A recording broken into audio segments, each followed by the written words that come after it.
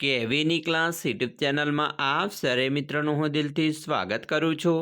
આજે વિદ્યાર્થી મિત્રો વાત કરવાના છીએ ધોરણ 9માં આપણી તૃતીય વાર્ષિક પરીક્ષા જાન્યુઆરી માસમાં જે પેપર લેવામાં આવનાર છે તેમાં સામાજિક વિજ્ઞાનની નવી બ્લુપ્રિન્ટ મુજબ એસવીએસ કક્ષાના પેપરનું સોલ્યુશન આજે આપણે આ વિડીયોમાં કરવાના છીએ, જે તમારી આવનારી પરીક્ષામાં તમને ખૂબ જ ઉપયોગી નીવડશે। તો ચાલો વિદ્યાર્થી મિત્રો વિડીયોની શરૂઆત કરીએ। તેના પહેલાં તમે ખાસ કરીને ચેનલમાં નવા આવેલા હોય તો મારા વાલા વિદ્યાર્થી મિત્રો ચેનલને અવશ્ય સબસ્ક્રાઇબ કરી વિડીયોને લાઇક અને શેર કરવાનું પણ ના ભૂલતા। તો મિત્રો ધોરણ 9ની અંદર સામાજિક વિજ્ઞાનનું 50 ગુણનું પેપર આપણી શાળામાં 2 કલાકની અંદર આ પેપર પૂર્ણ કરવાનું છે। ત્યારે આપણે સૌપ્રથમ વિભાગ નંબર A થી શરૂઆત કરીશું, જેમાં સૌપ્રથમ નીચેના પ્રશ્નોના આપેલા વિકલ્પમાંથી સાચો વિકલ્પ પસંદ કરીને જવાબ લખવાના છે। મિત્રો પહેલો વિકલ્પ છે કે ભારત આવવાનો જળમાર્ગ કોણે શોધ્યો। અહીંયા તમને જે મિત્રો 4 ઓપ્શન આપેલા છે તેમાંથી આપણો સાચો ઓપ્શન થશે કોલંબસ, એટલે કે એ ઓપ્શન સાચો છે। બીજો પ્રશ્ન છે નાઝી પક્ષનો સૈનિક ખભા પર લાલ રંગનું કયું ચિહ્ન ધારણ કરતો। તો અહીંયા આપણો જવાબ આવશે એ સ્વસ્તિકનું। તો મિત્રો તમે જવાબ એક કરી અને ડાયરેક્ટ જવાબ લખી શકો છો, એ કોલંબસ, બરાબર। એવી રીતે જવાબ નંબર 2 કરીને મિત્રો એ સ્વસ્તિક, આવી રીતે તમે ડાયરેક્ટ જવાબ પણ લખી શકો છો। તમારે પ્રશ્નો છે એને લખવાની કોઈ જરૂર નથી તમારી જવાબ વહીમાં। ત્રીજો વિકલ્પ છે બંગાળના ભાગલાના અમલનો દિવસ કયા દિન તરીકે મનાવવામાં આવ્યો છે। તો અહીંયા આપણો જવાબ આવશે એ રાષ્ટ્રીય શોક દિન। 4, બંધારણીય ખરડા સમિતિના અધ્યક્ષ ખાલગ્યા હતા। તો આપણો જવાબ આવશે બી ડૉક્ટર ભીમરાવ આંબેડકર। હવે આપણે નીચેની ખાલગ્યા છે એને પૂર્ણ કરવાની છે। વિદ્યાર્થી મિત્રો અહીંયા 5મી ખાલગ્યા છે કે અમેરિકાના રાષ્ટ્રપતિ ખાલગ્યા રાષ્ટ્રસંઘની સ્થાપનામાં વિશેષ યોગદાન આપ્યું હતું। તમને ખાલગ્યામાં ઓપ્શન આપેલા છે તેમાંથી આપણો સાચો જવાબ આવશે વુડરો વિલ્સને। 6, ખાલગ્યા કોંગ્રેસ છોડીને ફોરવર્ડ બ્લોક નામના નવા રાજકીય પક્ષની સ્થાપના કરી। તો અહીંયા તમને 4 ઓપ્શન આપેલા છે તેમાંથી આપણો સાચો જવાબ આવશે સુભાષચંદ્ર બોઝે। 7, ભારતમાં ખાલગ્યા રાજ્ય અને ખાલગ્યા કેન્દ્ર શાસિત પ્રદેશ છે। તો મિત્રો હાલ ભારતની અંદર કુલ 28 રાજ્યો છે નવા જે છે તેની અંદર, અને 9 કેન્દ્ર શાસિત પ્રદેશો આવેલા છે। 8મો છે મિત્રો ખાલગ્યા નદી દ્વીપકલ્પીય નદીઓમાં સૌથી મોટી નદી છે। તો અહીંયા આપણો જવાબ આવશે ગોદાવરી। હવે વિધાન ખરા છે કે ખોટા તેની વાત કરીશું। 9મું છે કોરમ એટલે ગૃહની કાર્યસાધક સંખ્યા। તો આ વિધાન ખરું છે। 10, જિલ્લા ન્યાયાધીશની નિમણૂક રાષ્ટ્રપ્રમુખ કરે છે। તો આ વિધાન મિત્રો ખોટું છે, અહીંયા રાષ્ટ્રપ્રમુખ ન કરે પરંતુ રાજ્યપાલ છે એ કરતા હોય છે।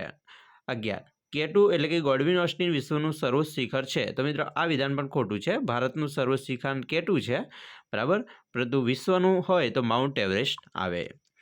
હવે આપણે યોગ્ય જોડકા જોડવાની વાત કરીશું, જેની અંદર મિત્રો 12મું છે WHO। WHO એટલે વિશ્વ આરોગ્ય સંસ્થા, વર્લ્ડ હેલ્થ ઓર્ગેનાઇઝેશન। 13મું છે ભારતનો પ્રથમ સૂર્યોદય ક્યાં થાય છે। તો ભારતની અંદર સૌ પ્રથમ સૂર્યોદય હોય તો તે અરુણાચલ પ્રદેશની અંદર થાય છે, અને ગુજરાતની અંદર મિત્રો દાહોદ જિલ્લાની અંદર સૌ પ્રથમ સૂર્ય છે એ ભારતનો, એટલે કે ગુજરાતનો પ્રથમ સૂર્યોદય હોય તો એ દાહોદ જિલ્લાની અંદર થાય છે। મિત્રો નીચેના પ્રશ્નોના 1-2 શબ્દોમાં જવાબ લખવાના છે, જેની અંદર 14મો પ્રશ્ન છે કે કઈ ઋતુનો પાક રવિ પાક કહેવાય છે। તો વિદ્યાર્થી મિત્રો શિયાળામાં લેવાતો પાક હોય એને રવિ પાક કહેવાય છે, અને આ પાકને ઠંડી આબોહવા માફક આવે છે। ઘઉં, ચણા, સરસવ વગેરે રવિ પાક છે। 15મો છે અલ્પાઇન વનસ્પતિવાળા વિસ્તારોમાં કયા કયા વૃક્ષો જોવા મળે છે। તો અલ્પાઇન વનસ્પતિવાળા વિસ્તારોમાં સિલ્વર ફર, જુનિયર ફર વગેરે વૃક્ષો જોવા મળે છે। વિભાગ બી ઉપર જઈશું, જેની અંદર નીચે આપેલા કોઈપણ 9માંથી 6 પ્રશ્નોને જવાબ આપવાના છે, દરેકના 2 ગુણ છે। અહીંયા વિદ્યાર્થી મિત્રો 16મો પ્રશ્ન છે કે બંગાળના ભાગલા ક્યારે એને કોણે પાડ્યા છે અને શા માટે। તો આનો જવાબ આપણે લખીએ કે વિશાળ બંગાળ પ્રાંતમાં વહીવટી કાર્યક્ષમતા લાવવાના બહાના હેઠળ ઈસવીસન 1905માં તે સમયના વાઇસરોય કર્જનને બંગાળના પૂર્વ બંગાળ અને પશ્ચિમ બંગાળ એમ 2 ભાગલા પાડ્યા। આની પાછળ કર્જનનો ઈરાદો સમગ્ર ભારતમાં સૌથી વધારે જાગૃત બંગાળી પ્રજાની હિન્દી અને મુસ્લિમ પ્રજાની કોમી એકતા તોડવાનો હતો। વાઇસરોય મિન્ટોએ શિમલામાં તેની મુલાકાત આવેલા મુસ્લિમોના પ્રતિમંડળને કોમવાદના ધોરણે અલગ મતાધિકારની માગણી રજૂ કરવા જણાવ્યું હતું। 17મો પ્રશ્ન મિત્રો જોઈશું, લાલા લજપતરાયનું અવસાન સાથી થયું। તો જવાબ છે લાહોરમાં સાયમન કમિશનના વિરોધમાં નીકળેલા સરઘસની આગેવાની લાલા લજપતરાયે લીધી હતી। એ સમયે અંગ્રેજ અમલદારે જોહાન સોન્ડર્સના હુકમથી અંગ્રેજ પોલીસે લાલા લજપતરાય પર લાઠીઓનો સખત ફટકાર માર્યો હતો, અને લાઠીચાર્જની જીવલેણ ઇજાઓને કારણે લાલા લજપતરાયનું અવસાન થયું હતું। 18મો પ્રશ્ન મિત્રો છે, દાંડીકૂચ ક્યાંથી ક્યાં યોજવામાં આવી હતી અને શા માટે? તો મિત્રો એનો જવાબ આપણે લખીએ કે દાંડીકૂચ અમદાવાદના સાબરમતી હરિજન આશ્રમથી નવસારી જિલ્લામાં આવેલા દાંડી બંદર સુધી યોજવામાં આવી હતી. સંવૈધાનિક કાનૂન ભંગના આંદોલનના ભાગરૂપે મીઠાના કાયદાનો ભંગ કરવા દાંડીકૂચ યોજવામાં આવેલી. 19મો પ્રશ્ન છે, નીચે આવના પારિભાષિક શબ્દો સમજૂતી આપવાની છે, જેમાં પહેલું છે રાજ્ય યાદી. તો રાજ્ય યાદીની વાત કરીએ તો રાજ્ય યાદીમાં સૂચવેલા વિષયો પર રાજ્ય સરકાર કાયદો ઘડી શકે છે તેમજ તેમાં ફેરફાર કરી શકે છે. આ યાદીમાં મુખ્યત્વે કાયદો અને વ્યવસ્થા, શિક્ષણ, સ્થાનિક સ્વરાજ્યની સંસ્થાઓની દ્રષ્ટિએ સિંચાઈ, આરોગ્ય, રાજ્યનો આંતરિક વ્યાપાર અને વાણિજ્ય જેવા 66 વિષયોનો સમાવેશ થાય છે. બીજું છે મિત્રો સંયુક્ત યાદી. સંયુક્ત યાદીની વાત કરીએ તો આ યાદીમાં સૂચવેલા વિષયો પર કેન્દ્ર, સંઘ સરકાર અને રાજ્ય સરકાર બંને કાયદો ઘડી શકે છે. આમ છતાં કોઈ વિષય પર કેન્દ્ર અને રાજ્ય એ બંનેની સરકારો કાયદો ઘડે તો માત્ર કેન્દ્ર સરકારે ઘડેલો કાયદો અમલમાં રહે છે. 20મો પ્રશ્ન છે કારણ આપવાનું. તેની અંદર છે હકો અને ફરજો એક સિક્કાની બે બાજુઓ. મિત્રો જવાબ આપણે જોઈએ. હક અને ફરજ એકબીજાના પૂરક છે. આપણે અમુક હકનો વિચાર કરીએ એટલે તેની સાથે સંકળાયેલી ફરજનો વિચાર પણ કરવો જ પડે છે. ફરજ વિનાનો કોઈ હક નથી અને હક ન હોય ત્યાં ફરજ પણ હોતી નથી. એક વ્યક્તિનો હક બીજી વ્યક્તિ માટે ફરજ બની રહે છે. હકે ભોગવવા માટે ફરજ અચૂક બજાવવી પડે છે. એક નાગરિક પોતાનો હક ભોગવે ત્યારે બીજાના તે પ્રકારના હકો જાળવવા એ તેની ફરજ બની રહે છે. રસ્તાની ડાબી બાજુએ ચાલવાની માપણી ફરજ છે, તેમ બીજાને પણ એ રસ્તા પર સરળતાથી ચાલવાનો હક છે. આ પરથી સ્પષ્ટ થાય છે કે હક વિના ફરજ નથી અને ફરજ વિના હક નથી. હક અને ફરજ એકબીજા સાથે ગાઢ રીતે સંકળાયેલા છે. તે બંને એક સિક્કાની બે બાજુ સમાન છે. 21મો પ્રશ્ન મિત્રો છે, ફોજદારી દાવા અંગેની અપીલમાં સર્વોચ્ચ અદાલતની સત્તાઓ વર્ણવો. તો મિત્રો સર્વોચ્ચ અદાલતની સત્તાઓ જોઈએ તો 1. ફોજદારી દીવાના ચુકાદામાં રાજ્યની વડી અદાલતો આરોપીની ફાંસીની સજા ફરમાવી અને અપીલ કે પુનર્વિચાર માટે પ્રમાણપત્ર આપ્યું હોય તો તે ચુકાદા વિરુદ્ધ સર્વોચ્ચ અદાલતમાં અપીલ કરી શકાય છે. બીજું, કોઈપણ રાજ્યની વડી અદાલતમાં ચાલતા મુકદ્દમાની સર્વોચ્ચ અદાલત પોતાની અદાલતમાં તબદીલ કરી પણ શકે છે. 22મો પ્રશ્ન છે, સર્વોચ્ચ અદાલતની મૂળભૂત ક્ષેત્રાધિકાર હેઠળની સત્તાઓ વિશે જણાવો. તો આપણો જવાબ મિત્રો જોઈએ. સર્વોચ્ચ અદાલત મૂળભૂત ક્ષેત્રાધિકાર હેઠળ નીચે પ્રમાણે સત્તાઓ ભોગવે છે, જેની અંદર 1. તે સંઘ સરકાર કે સંઘના એક કે તેથી વધુ રાજ્યો વચ્ચે ઝઘડા કે મતભેદોનો નિકાલ આવે છે. બીજું, એક તરફ સંઘ સરકાર તથા એકથી વધારે રાજ્યો અને બીજી તરફ સંઘના એકથી વધુ રાજ્યો હોય તે સર્વોચ્ચ અદાલત તેમની વચ્ચેનો મતભેદોનો નિકાલ કરે છે. પછી તે સંઘના 2 થી વધુ રાજ્યો વચ્ચેના મતભેદોનો નિકાલ આવે છે. તે સંઘ સરકારની કોઈપણ રાજકીય કે બંધારણીય દાયરે છે લગતા તમામ પ્રશ્નો અંગેનો ચુકાદો આપે છે. તે નાગરિકોના મૂળભૂત હકોનું રક્ષણ અને જતન કરે છે. મૂળભૂત હકોના ભંગ બદલ તે હાજર હુકમ, મનાઈ હુકમ, અધિકાર ચંડ હુકમ, પ્રતિબંધ હુકમ, કર્તવ્ય હુકમ વગેરે હુકમો કાઢવાની સત્તા ધરાવે છે. સર્વોચ્ચ અદાલતના ચુકાદા આખરે હોય છે. તેની આ શકાતા નથી, તે માટે બધા શિરોમાન્ય હોય છે. 23મો પ્રશ્ન છે, 22મી ડિસેમ્બરે પૃથ્વીની સ્થિતિ. મિત્રો આકૃતિ તમારે જાતે દોરવાની છે. સરસ મજાની આકૃતિ દોરજો, અહીંયા તમને 2 ગુણ મળવાપાત્ર થાય છે. 24મો પ્રશ્ન છે, આપવાનો છે કારણ આપવાનું. ભારતના પક્ષીઓની વિવિધતા અજોડ છે. તો એના વિશે પણ મિત્રો લખી શકાય કે પક્ષીઓની વિવિધતાની બાબતમાં ભારત લેટિન અમેરિકા પછી બીજા નંબરે આવે છે. ભારતના ખ્યાતનામ પક્ષીઓમાં મોર, હંસ, સારસ, ધોરાડ, ચિલોત્રો વગેરે મુખ્ય છે. મોર તેના અતિ સુંદર પીંછાને કારણે ખૂબ રળિયામણો દેખાય છે. 2 ફૂટથી વધુ ઊંચાઈ સારસ અને સૌથી વધારે વજનદાર ઘોરાડ પણ આકર્ષક કે પક્ષીઓ છે. શિયાળામાં કચ્છના રણમાં ઈંડા મૂકવા હજારોની સંખ્યામાં આવતા સુરખા પક્ષીઓ પણ અનેરું સુરખાબ નગર રચે છે. મીઠા અવાજવાળું કોયલ પક્ષી પણ ખૂબ પ્રખ્યાત છે. ભારતમાં કાગડા, કબૂતર, કાબર, ચકલી, પોપટ, બતક, બાજ, ઘુવડ, ગીધ, સમડી વગેરે અનેક જાતના પક્ષીઓ ખૂબ જ મોટી સંખ્યામાં છે. આમ ભારત પક્ષીઓની દ્રષ્ટિએ વિવિધતા અજોડ છે. તો આ વાત કરી આપણે 2 ગુણની અંદર પ્રશ્નોની. હવે વિભાગ સી ઉપર જઈશું. વિદ્યાર્થી મિત્રો, અહીંયા વિભાગ સીની અંદર તમારી કોઈ પણ 8 પ્રશ્ન પૂછવામાં આવશે. એમાંથી તમારે 5 પ્રશ્નોના ફરજિયાત જવાબ આપવાના છે, જે તમે 60 થી 80 શબ્દોની અંદર જવાબ લખી શકો છો. એટલે કે મિત્રો ઓછામાં ઓછી 8 લીટીની અંદર જવાબ આપવાનો રહેશે. મિત્રો અહીંયા તમને જે પ્રશ્નો પૂછવામાં આવશે એ દરેકના 3 ગુણ રહેશે. આમાં નકશીઓ ફરજિયાત છે, એટલે કે નકશો પણ વિભાગ સીમાં 1 પૂછવાનો છે. ચાલો, 25મો પ્રશ્ન છે, બીજા વિશ્વયુદ્ધ પછી મહાસત્તાઓ વચ્ચેના સંબંધો સાથી તણાવપૂર્ણ બન્યા.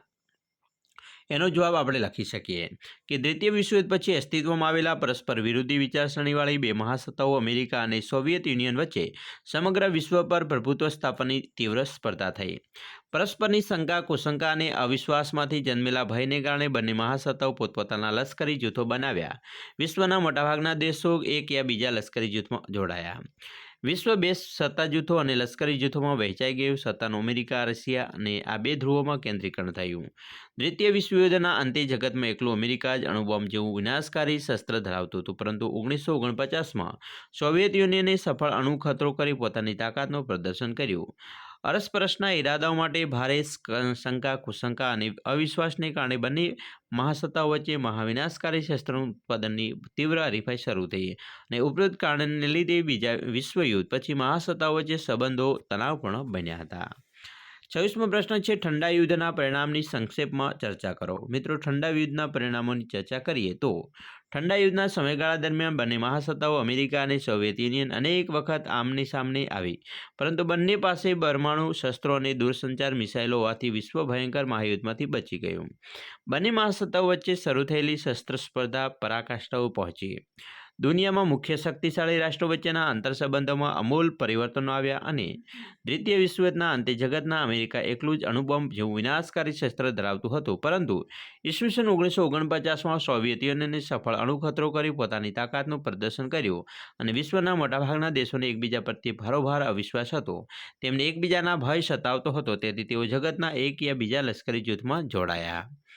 હવે આપણે પ્રશ્ન 27માં જોઈશું. ટૂંકનોટ લખવાની છે ન્યાયતંત્રની સ્વતંત્રતા. તો મિત્રો, ન્યાયતંત્રની સ્વતંત્રતા શું છે એની વાત આપણે અહીંયા કરીએ તો દેશના કારોબારી તંત્રની લાગવગ, શેષ, શરમ, લાલચ કે દબાણમાં આવ્યા વિના ન્યાયાધીશો નિષ્પક્ષ, તટસ્થ, પ્રામાણિકપણે અને નિર્ભય રીતે ન્યાય આપી શકે, પોતાની ફરજો બજાવી શકે તેમજ લોકોને સાચો, પારદર્શક અને ઝડપી ન્યાય આપી શકે તે માટે ન્યાયતંત્ર કારોબારીથી સ્વતંત્ર રાખવામાં આવ્યું છે. ભારતના બંધારણમાં ન્યાયતંત્રની સ્વતંત્રતા માટે કેટલીક જોગવાઈઓ પણ કરવામાં આવી છે. અલબત્ત, કારોબારી તંત્ર દ્વારા નિયત કરવામાં આવેલા લાયકાતના ધોરણોને આધારે તેમજ સુસ્થાપિત વિધિ મુજબ બંધારણીય જોગવાઈઓને આધીન રહીને ન્યાયાધીશોની નિમણૂક કરવામાં આવે છે, પરંતુ કારોબારી તંત્ર તેમને હોદ્દા પરથી દૂર કરી શકાતું નથી. ન્યાયાધીશો 65 વર્ષની ઉંમર સુધી પોતાના હોદ્દા પર રહી શકે છે. તેમના પગાર, ભથ્થા, નોકરીની શરતો, બઢતી, બદલી, નિવૃત્તિના લાભો, પેન્શન ગુણ વગેરે બાબતોમાં કોઈ ફેરફાર થઈ શકતો નથી. ન્યાયાધીશોની ફરજ દરમિયાન તેમના વર્તન અંગે સંઘની સંસદમાં કે રાજ્યની વિધાનસભા ચર્ચા કે ટીકાત્મક સમીક્ષા પણ થઈ શકતી નથી. 28મો પ્રશ્ન છે મિત્રો, જળ પ્રદૂષણ અટકાવવાના ઉપાયો જણાવો. તો જળ પ્રદૂષણ અટકાવવાના ઉપાયની વાત કરીએ તો જળ પ્રદૂષણ અટકાવવા માટે મિત્રો બનાવેલા નિયમોનું કડકપણે પાલન કરાવવું, રાષ્ટ્રીય નદી સંરક્ષણ યોજના ANRCP દ્વારા જળ શુદ્ધિકરણ માટે બનાવેલા કાર્યક્રમનો અમલ કરવો, ઔદ્યોગિક એકમો પોતાનું દૂષિત પાણી નદીઓમાં ન ઠાલવે તે માટે કડક કાયદા બનાવવા, ઉદ્યોગો દૂષિત પાણીને નદીઓમાં છોડતા પહેલાં તેની પર જરૂરી શુદ્ધિકરણની પ્રક્રિયા કરે, જેથી રાસાયણિક જળમાં રહેલા હાનિકારક તત્વો નાબૂદ થાય, દૂષિત પાણીને શુદ્ધ કર્યા પછી તેનો નદીઓમાં નિકાલ કરી શકાય એવા સરકારી કાયદા બનાવવા અને તેનો ચુસ્તપણે અમલ કરાવવો, બધા નાગરિકોનું નદીનું પાણી ચોખ્ખું રહે તે માટે ઘરનો કચરો નદીના પાણીમાં ન ભળે તેની કાળજી પણ રાખવી. એના પછી 29મો પ્રશ્ન છે મિત્રો, આબોહવા માનવ જીવન પર થતી અસરો. તો આબોહવાની માનવ જીવન પર થતી અસરો મિત્રો અલગ અલગ પ્રકારની ઘણી બધી છે, જે આપણે અહીંયા સરસ મજાનો જવાબ લખેલો છે. આ જવાબ છે એ તમારી પરીક્ષાની અંદર મિત્રો મોસ્ટ આઈએમપી સ્વરૂપે પૂછી શકે છે, એટલા માટે એકવાર વાંચી તૈયાર કરી લેવાનો રહેશે. તો વિદ્યાર્થી મિત્રો, મેં ધીરે રહીને સ્કીપ કરું છું, તમારે આનો પ્રશ્નોનો જવાબ તૈયાર કરવાનો છે. હવે મિત્રો 30મો પ્રશ્ન આવે છે, ભારતનું ઋતુચક્ર સમજાવો. તો આપણે ઋતુચક્ર વિશે જોઈએ તો ભારતમાં લગભગ 2 મહિનાના સમયગાળા દરમિયાન હવામાન એક સરખું જ રહે છે. આ સમયગાળો હોય એને ઋતુ કહેવામાં આવે છે. ભારતમાં પરંપરાગત રીતે 6 ઋતુઓ છે, જેમ કે હેમંત, શિશિર, વસંત, ગ્રીષ્મ, વર્ષા અને શરદ. તે એકબીજાની નજીક હોવાથી મિત્રો આસપાસની બે ઋતુઓના હવામાનની પરિસ્થિતિમાં બહુ તફાવત હોતો નથી અને તેથી બે ઋતુઓને સાથે લેવામાં આવે તો વર્ષની મુખ્ય 3 ઋતુઓ જ ગણાય અને શિયાળો, ઉનાળો અને ચોમાસું. બરાબર. આમ ભારતમાં ઋતુઓ સ્પષ્ટ રીતે બદલાય છે. શિયાળામાં હવામાન ઠંડુ, ઉનાળામાં ગરમ અને ચોમાસામાં ભેજવાળું રહે છે. ભારત સરકારની દિલ્હી ખાતે આવેલી હવામાન ખાતાની કચેરી ભારતના આબોહવાને 4 ઋતુઓમાં વર્ગીકૃત કરી છે, જેની અંદર શીત ઋતુમાં શિયાળો ડિસેમ્બરથી ફેબ્રુઆરી સુધી, ઉષ્ણ ઋતુમાં ઉનાળો માર્ચથી મે, વર્ષા ઋતુમાં ચોમાસું જૂનથી સપ્ટેમ્બર અને નિર્વત ઋતુ એટલે કે પાછા ફરતા મોસમી પવનોની ઋતુ, જેમાં ઓક્ટોબર અને નવેમ્બર માસનો સમાવેશ થાય છે. 31મો પ્રશ્ન છે વન્યજીવન સંરક્ષણના ઉપાયો. તો મિત્રો વન્યજીવન સંરક્ષણના ઉપાયો કેવી રીતે આપણે પ્રશ્નોનો જવાબ લખી શકીએ એ તમારે એકવાર અહીંયા તૈયાર વાંચી લેવાનો રહેશે અને તૈયાર કરવાનો રહેશે. મોસ્ટ આઈએમપી સ્વરૂપે તમને પૂછી શકે છે. મિત્રો 32મો પ્રશ્ન છે ભારતના રેખાંકિત નકશામાં નીચેની વિગતો દર્શાવો. અહીંયા તમારે ખાસ કરીને નર્મદા નદી, મહી નદી અને કાવેરી નદી દર્શાવવાની છે. મિત્રો ધારો કે અહીંયા ભારતનો નકશો આપેલો છે, આપણે એક સામાન્ય તમને સમજૂતી આપીએ છીએ, બરાબર. આ ભારતનો નકશો પ્રમાણિક નથી, બરાબર. આ એક તમને સમજૂતી આપવા માટે દોરેલો છે. નર્મદા નદીને જો તમારે દોરવી હોય તો મિત્રો નર્મદા નદી તમે અહીંયા દર્શાવી શકો છો ગુજરાતની અંદર. મહી નદી છે એ તમે મિત્રો અહીંયા દર્શાવી શકો છો અને કાવેરી નદી છે એ તમારે અહીંયા દર્શાવવાની રહેશે, બરાબર. તો આવી રીતે તમારે નદીઓ છે એ મિત્રો દર્શાવવાની છે. હવે આપણે વિભાગ ડી ઉપર જઈશું, જેની અંદર તમારી મિત્રો અહીંયા 100 થી 200 શબ્દોની અંદર સવિસ્તર ઉત્તર લખવાના રહેશે. અહીંયા તમને દરેક પ્રશ્નના 4 ગુણ મળવાપાત્ર થાય છે. મિત્રો કુલ 2 પ્રશ્ન તમારે ફરજિયાત લખવાના છે. તમને અહીંયા 3 પ્રશ્ન આપવામાં આવશે. 33મો પ્રશ્ન છે ટૂંકનો લખો, જેની અંદર ટૂંકનો છે હિન્દ છોડોની લડત. તો મિત્રો હિન્દ છોડોની લડત વિશે તમે સરસ મજાની ટૂંકનો અહીંયાથી તૈયાર કરી શકો છો.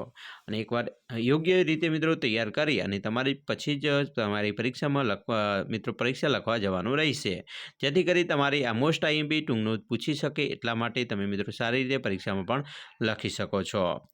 એના પછી નેક્સ્ટ પ્રશ્ન મિત્રો આપણો રહેશે ખરડો કાયદો ક્યારે બને?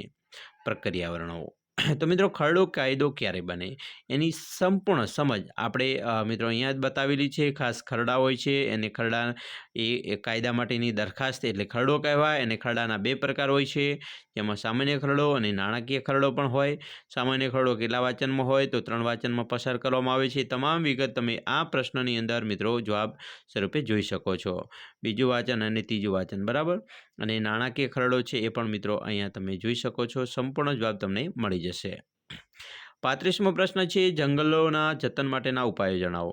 મિત્રો જંગલોના જતન માટેના જે નિયમ છે 1952 રાષ્ટ્રીય વન નીતિ અમલમાં મૂકી અને 1980માં જે ભારતની સંસદીય વન સંરક્ષણ અધિનિયમ પસાર કરવામાં આવ્યો, તો એ મિત્રો અને 1988ની ભારત સરકારે નવી રાષ્ટ્રીય વન નીતિ જે જાહેર કરી એના આધારે તમે આ પ્રશ્નોનો જવાબ અહીંયા તૈયાર કરી શકો છો. સરસ મજાનો જવાબ તમે મિત્રો આ રીતે તમારે તૈયાર કરવાનો રહેશે અને તમારી પરીક્ષામાં મિત્રો આવનાર પરીક્ષામાં પૂછી શકાય એવા પ્રશ્નો છે. તો અમે આશા રાખીએ છીએ તમને આપણો આ વિડીયો છે ખૂબ જ ઉપયોગી નીવડશે અને ખાસ વિડીયો ગમ્યો હોય તો મિત્રો લાઇક, શેર અને સબસ્ક્રાઈબ કરવાનું પણ ન ભૂલતા.